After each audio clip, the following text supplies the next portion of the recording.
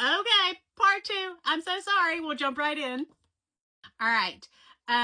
Be creative with your storage and organization, friend. You're gonna have to. You're gonna have to. Like I said, the booth that I'm sitting on is where I keep my school supplies. I do have another video that you can go back and watch that has how I organize our homeschool curriculum, how I organize our supplies, where it is all in these booths. I have little containers. You're gonna have to be creative.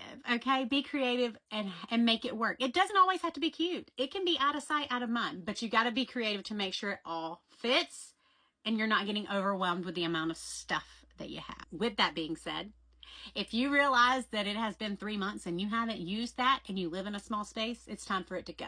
I'm not saying throw it away. I am saying maybe put it in a storage bin and put it somewhere else so that it's not just taking up your space, because you don't need things taking up your space that you're not actually using. You might be able to replace it with something else that you'll use more, but it's okay to pack it away and you might need it later.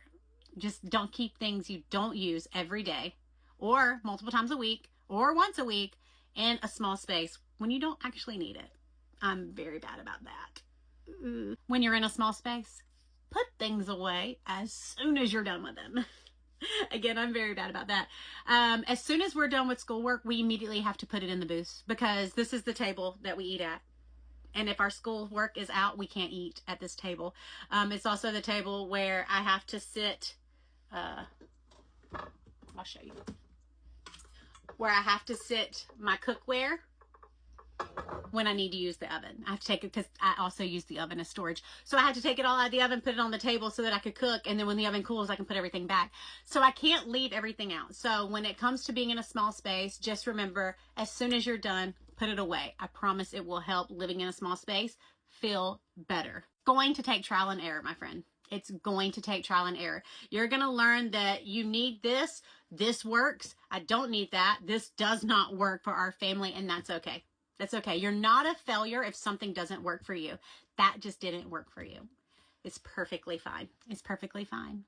So with these, keep it all in mind. Again, these work for me. They may not work for you, and that's okay. But I would love to hear what works for you and how you school in small spaces. If you'd like to see more of what my camper looks like, more about what's in my small spaces, what stuff that I deem is more necessary for us than others, I will absolutely do another video. Just comment, let me know that you actually want to see it, and I'll do that for you.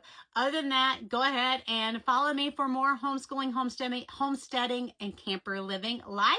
And like this video, save it for later, and copy that link so that this old TikTok knows that you want to see this stuff more often and you think it's worth seeing. But that is all for my workshops. I hope you enjoyed it, and yeah, catch me on some lives. I might be chatting more.